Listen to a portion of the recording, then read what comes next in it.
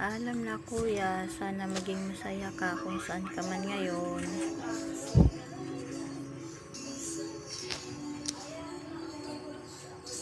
At least hindi ka na nahihirapan ngayon sa sakit mo.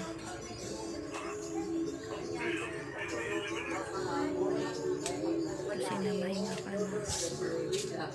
Hindi naman din pwede siya tisita doon. Sana ang naiwanan mo, lagi mo silang gabayan.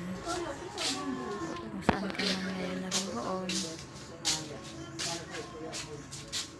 lagi mo silang bantayan, gabayan. Paalam na sa'yo.